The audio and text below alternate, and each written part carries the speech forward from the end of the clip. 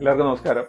ഇപ്പൊ കമ്പനിയുടെ ബാധ്യതകൾ മീറ്റ് ചെയ്യാൻ വേണ്ടി അല്ലെങ്കിൽ ബാധ്യതകൾ പരിഹരിക്കാൻ വേണ്ടി മാത്രമുള്ള ആസ്തികളോ വരുമാനങ്ങളൊക്കെ കമ്പനി ജനറേറ്റ് ചെയ്യുന്നുണ്ടോ ഇല്ലെന്ന് ചെക്ക് ചെയ്യുന്ന ഫൈനാൻഷ്യൽ റേഷ്യോസിനെയാണ് നമ്മൾ സോൾവൻസി റേഷ്യോസ് അല്ലെങ്കിൽ ലിക്വിഡിറ്റി റേഷ്യോസ് എന്ന് വിളിക്കുന്നത്. ഈ സോൾവൻസി റേഷ്യോസ് ഫോക്കസ് ചെയ്യുന്ന കുറച്ചുകൂടെ ലോങ്ങർ ടൈം ആയിട്ടുള്ള ഒരു ബാധ്യത മീറ്റ് ചെയ്യാനുള്ള കഴിവാണ്. ഈ ലിക്വിഡിറ്റി എന്ന് ഉദ്ദേശിക്കുന്നത് കമ്പനിയുടെ ഷോർട്ട് ടൈം ആയിട്ടുള്ള, നമ്മൾ ബാലൻസ് ഷീറ്റ് വീഡിയോയിൽ പറഞ്ഞു, current asset divided by current liability. Current ratio ഒരു ലിക്വിഡിറ്റി റേഷ്യോ ആണ്. അപ്പൊ ഇതിൽ നമ്മൾ ഈ വീഡിയോയിൽ നമ്മൾ ചർച്ച ചെയ്യുന്നത് ഈ പറഞ്ഞ വ്യത്യസ്ത തരത്തിലുള്ള സോൾവൻസി അല്ലെങ്കിൽ ലിക്വിഡിറ്റി റേഷ്യോസിനെ കുറിച്ചിട്ടാണ്.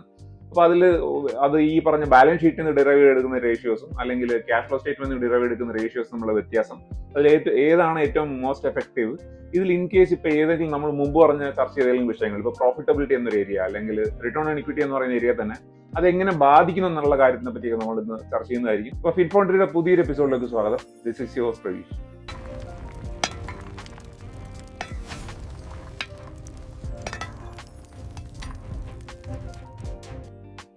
ഇപ്പോൾ ഒരിക്കൽ കൂടെ വീഡിയോയിലേക്ക് സ്വാഗതം. നമുക്ക് സോൾവൻസി മുതൽ തുടങ്ങാം. ഇപ്പോൾ സോൾവൻസി റേഷ്യോയിൽ പോപ്പുലർ ആയിട്ടുള്ള ഡെറ്റ് ഇക്വിറ്റി, നമ്മൾ പറഞ്ഞ റേഷ്യോസ് തന്നെയാണ്, പക്ഷേ ഒന്നുകൂടെ ഹൈലൈറ്റ് ചെയ്യുകയാണ്. Debt equity, debt divided by equity അല്ലെങ്കിൽ ഡെറ്റിന്റെ റൂട്ടിൽ നിന്ന് എത്രത്തോളം കമ്പനി പൈസ റൈസ് ചെയ്യുന്നു ഡിവൈഡഡ് ബൈ ഇപ്പം നിലവിലുള്ള കടം ഡിവൈഡഡ് ബൈ ഇക്വിറ്റി ഉള്ള പോർഷൻ, അത് ബാലൻസ് ഷീറ്റിലെ കമ്പോണന്റ് ആണ്. അപ്പോൾ അവിടെ ഡെറ്റ് ടു ഇക്വിറ്റി 1ന്റെ മേളിലാണെങ്കിൽ അത് സ്വതവേ റിസ്ക് കൂടുതലായിട്ടുള്ള ഒരു ബിസിനസ് ആണ്. ഫൈനാൻഷ്യൽ റിസ്ക് കൂടും. അല്ലെങ്കിൽ കടം കയറിയ ബിസിനസ്സിന് പലിശ എക്സ്പെൻസ് വരും, അല്ലെങ്കിൽ തിരിച്ചടക്കാനുള്ള ബാധ്യത, ഇങ്ങനെയുള്ള പല പ്രശ്നങ്ങൾ വരും. അതുകൊണ്ട് അത് നമുക്ക് റിസ്ക് ആയിട്ട് കൺസിഡർ ചെയ്തിട്ട് ഇപ്പോൾ 1ന്റെ മേളിൽ, ഇപ്പോൾ 2ന്റെ മേളിൽ പോകുന്ന ബിസിനസ് കാണും, ചിലപ്പോൾ 4ന്റെ മേളിൽ. അപ്പോൾ ഇത് എക്സെപ്ഷൻസ് എന്ന് വിളിക്കുന്ന ബാങ്ക്സും അല്ലെങ്കിൽ ഫൈനാൻഷ്യൽ കമ്പനീസ് ഒക്കെയാണ്. അപ്പോൾ അവർക്ക് 2ന്റെ മേളിൽ 2, 3, 4 ഒക്കെ ഒരു മീഡിയം ലെവറേജ് ആണ്. അപ്പോൾ അതിന്റെ മേളിൽ പോകുന്നുണ്ട്. 12x ഒക്കെ പോകുമ്പോഴാണ് നമ്മൾ എക്സസ് ലെവറേജ് എന്ന് വിളിക്കുന്നത്. അപ്പോൾ 8x, 10x, 12x ഒക്കെ പോകുന്ന ടൈം ഞാൻ പിന്നെ അതിനെപ്പറ്റി സംസാരിക്കാം. അപ്പോൾ ഇനി ഇപ്പോൾ സോൾവൻസി നമ്മൾ ഡെറ്റ് ടു ഇക്വിറ്റി പറഞ്ഞു. ഇനി ഇൻട്രസ്റ്റ് കവറേജ് റേഷ്യോ വളരെ സിമ്പിൾ ആണ്. ഇൻട്രസ്റ്റ് എക്സ്പെൻസിന്റെ എത്ര മടങ്ങാണ് കമ്പനിയുടെ ഓപ്പറേറ്റിംഗ് പ്രോഫിറ്റ്, അത് പ്രോഫിറ്റ് ആൻഡ് ലോസ് സ്റ്റേറ്റ്മെന്റിൽ ഡിറൈവ് ചെയ്യുന്ന റേഷ്യോ ആണ്. അപ്പോൾ അതാണ് സോൾവൻസി പോപ്പുലർ ആയിട്ടുള്ള ratios, debt to equity, interest coverage. ഇപ്പോൾ ഇൻട്രസ്റ്റ് കവറേജ് ബേസിക്കലി ഒരു 2ന്റെ മേളിലേക്കാണ് ഹെൽത്തി എന്ന് പറയുന്നത്. ഇനി നമുക്ക് ലിക്വിഡിറ്റി റേഷ്യോസിന്റെ കാര്യം പറയാം. അപ്പൊ കറണ്ട് റേഷ്യോ ആണ് സിമ്പിൾ ആയിട്ടുള്ളത്. Current assets divided by current liability.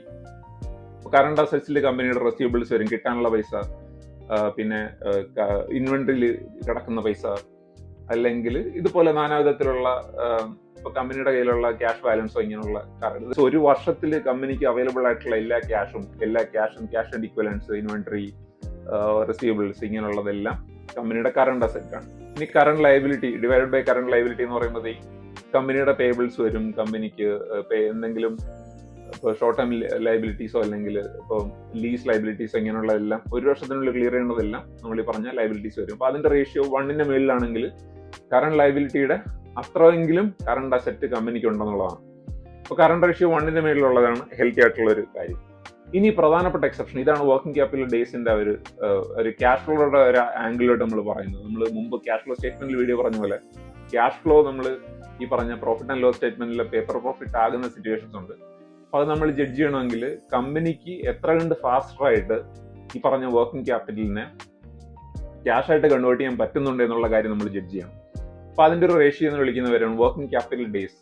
Working capital എന്ന് വിളിക്കുന്ന ആ ഒരു, അതായത് പ്രത്യേക തരത്തിലുള്ള വർക്കിംഗ് ക്യാപിറ്റലുകൾ, current assets minus current liability, ഇതിനെ നമുക്ക് ക്യാഷ് ആയിട്ട് കൺവേർട്ട് ചെയ്യണം. വർക്കിംഗ് ക്യാപിറ്റൽ ഡേയ്സിന് 3 പ്രധാനപ്പെട്ട കോമ്പണൻസ് ആണ്. ഡേയ്സ് സെയിൽസ് ഔട്ട്സ്റ്റാൻഡിങ്, DSO, അതായത് ഓൺ ആൻ ആവറേജ് റെസീവബിൾസ് എത്ര ഫാസ്റ്റ് ആയിട്ട് കമ്പനി ക്ലിയർ ചെയ്യുന്നു, എത്ര ദിവസം കൊണ്ട്. ഉദാഹരണത്തിന് 30 ദിവസമാണ് കമ്പനിയുടെ DSO എങ്കിൽ അത് ഉദ്ദേശിക്കുന്നത് ഓൺ ആൻ ആവറേജ് 30 ദിവസം കൊണ്ട് കമ്പനിക്ക് റെസീവബിൾസ് ക്ലിയർ ചെയ്തിട്ട് കമ്പനിക്ക് ഡിസ്ട്രിബ്യൂട്ടേഴ്സ് കമ്പനിക്ക് പൈസ കൊടുക്കുന്നുള്ളതാണ്.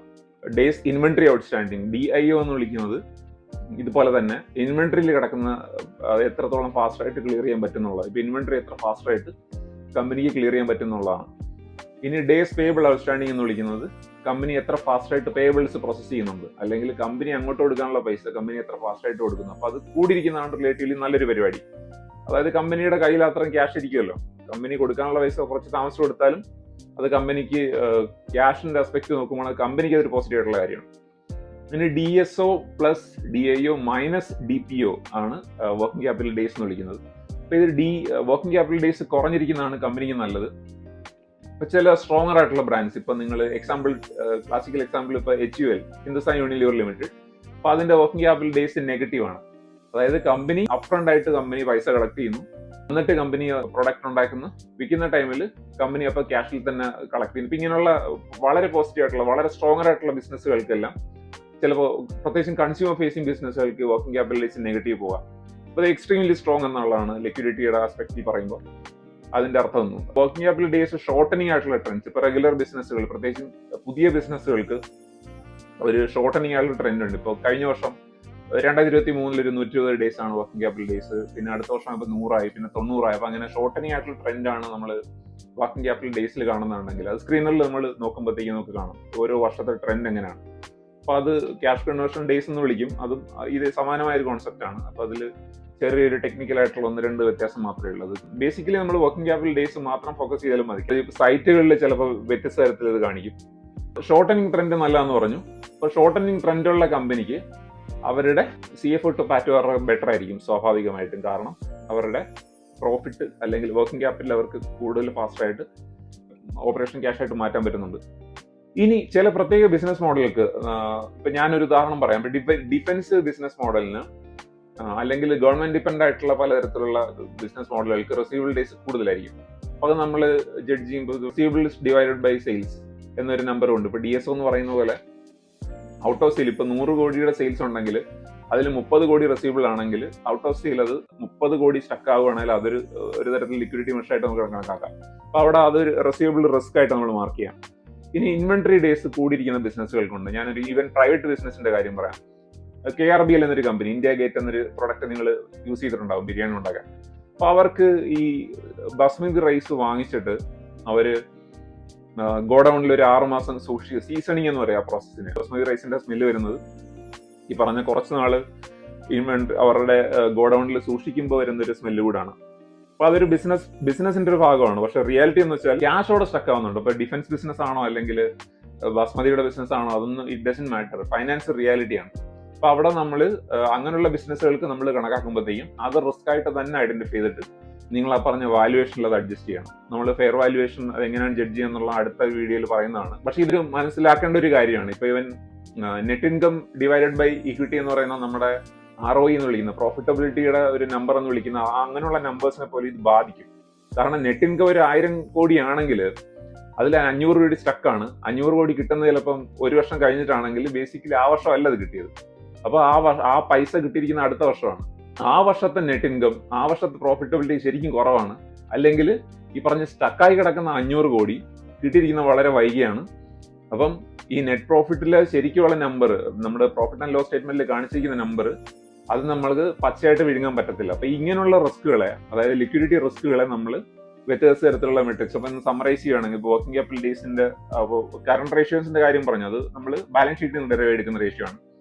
ഇനി കൂടുതലും ക്യാഷ് ഫ്ലോ റിലേറ്റഡ് ആയിട്ടുള്ള വർക്കിംഗ് ക്യാപിറ്റൽ ഡേയ്സ് പറഞ്ഞു. റിസീവബിൾ ഔട്ട് ഓഫ് സെയിൽസ്, അതായത് റിസീവബിൾസിന് എത്ര വലുതാണ്, അല്ലെങ്കിൽ ഇൻവെന്ററി ഔട്ട് ഓഫ് സെയിൽസ് എന്ന് വിളിക്കുന്നത് മറ്റൊരു റേഷ്യോ ആണ്. അപ്പൊ ഇങ്ങനെയുള്ള റേഷ്യോസ് നമ്മൾ ജഡ്ജ് ചെയ്താൽ നമുക്ക് പറയാൻ പറ്റും ക്യാഷ് സ്റ്റക്കാവുന്ന ടൈപ്പ് ബിസിനസ് ആണോ അല്ലേ എന്നുള്ള കാര്യം. അപ്പൊ അത് നമ്മുടെ ശരിക്കുള്ള ലിക്വിഡിറ്റിയെ ബാധിക്കുന്ന ഒരു ഏരിയ ആയതുകൊണ്ട് നിങ്ങൾ അവിടെ ഫോക്കസ് ചെയ്യണം. അപ്പൊ ഇതാണ് ഇന്നത്തെ വീഡിയോയുടെ സമ്മറി. അടുത്തൊരു എപ്പിസോഡിൽ പുതിയൊരു കണ്ടന്റായിട്ട് വരുന്നവരെ ബൈ.